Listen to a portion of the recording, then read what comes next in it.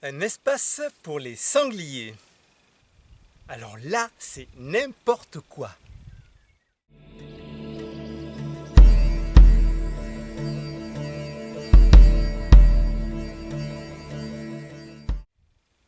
Ma première expérience de cohabitation avec les sangliers remonte à un peu plus de 8 ans lorsque je suis arrivé ici et lorsque j'ai planté quelques arbres le premier hiver. Donc en arrivant, je me suis empressé de planter une dizaine d'arbres et je repasse le lendemain et ils étaient à peu près tous déracinés, complètement détruits.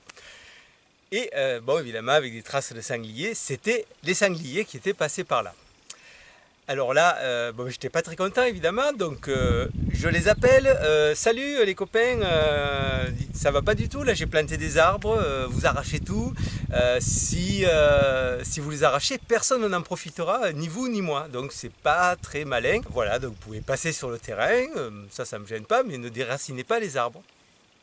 Bon, tu vas rire, mais message reçu et je n'ai plus de dégradation pendant des années. Donc pendant 3-4 ans.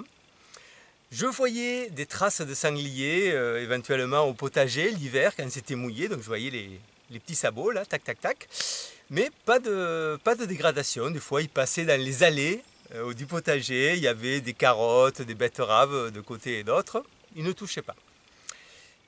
Jusqu'au jour où un ami est venu s'occuper du potager, parce que moi j'avais pas trop de temps, donc bon, il était intéressé pour avoir de la place, il vient faire le potager. Alors là ça a été la catastrophe.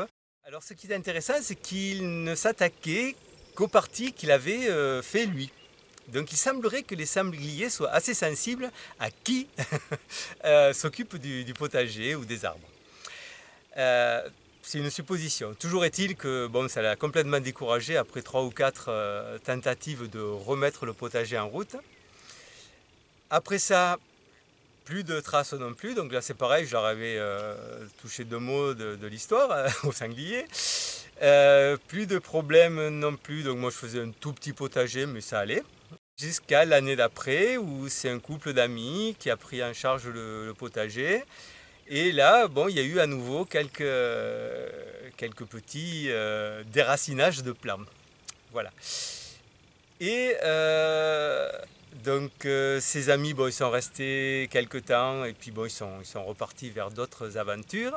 Et bon, là, tout se passait bien, pas de problème, jusqu'à l'an dernier où c'est un autre couple d'amis qui s'est occupé du potager, qui a aussi semé pas mal d'arbres sur le terrain. Et là, visite des sangliers. Donc j'essaie de leur causer plusieurs fois, je les appelle.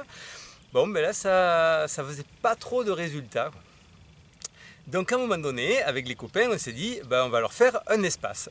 Voilà, donc d'où l'idée de l'espace pour le sanglier.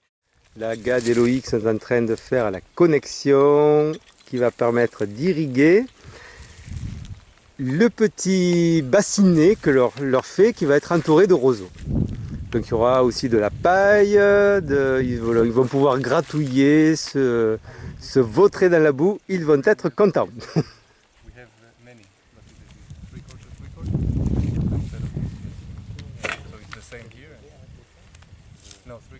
Voilà, donc c'est l'équipe du moment.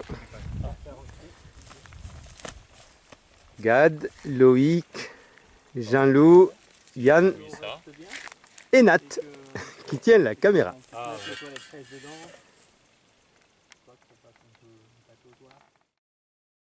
Et voilà, l'espace sanglier terminé. Donc j'espère que ça va leur plaire. Nous avons mis des roseaux autour, on a récupéré des racines de roseaux. Et voilà, et comme en permaculture, c'est intéressant d'avoir plusieurs fonctions pour un même endroit.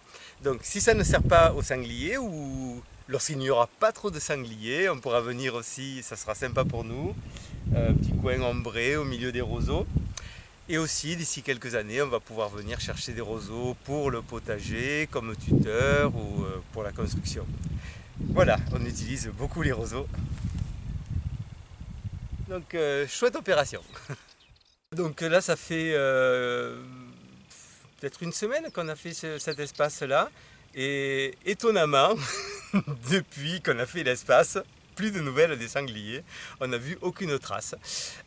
Donc ils avaient peut-être juste besoin qu'on s'occupe un peu d'eux, qu'on leur prête attention. Ou alors ils attendent que les roseaux soient grands et que le lieu soit magnifique pour venir s'y ébattre. Donc, à suivre. Donc voilà l'origine de cette histoire d'espace pour les sangliers.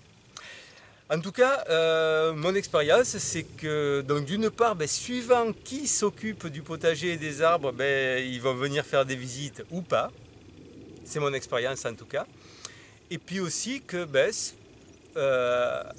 alors c'est peut-être du délire, mais en tout cas, en leur demandant gentiment, ils ne touchent pas les arbres parce que là, on a planté quand même plus de 1000 arbres maintenant. Et s'ils avaient voulu déraciner des arbres, ils auraient pu s'en donner à cœur joie. Et ils ne touchent rien. Voilà, donc pas plus les sangliers que les lapins non plus, les chèvres de montagne. Voilà, les lapins j'en vois passer, des chèvres de montagne de temps en temps j'en vois passer aussi sur le terrain. Il n'y en a pas beaucoup, mais il y en a quelques-unes. Et on n'a pas de dégâts. Voilà.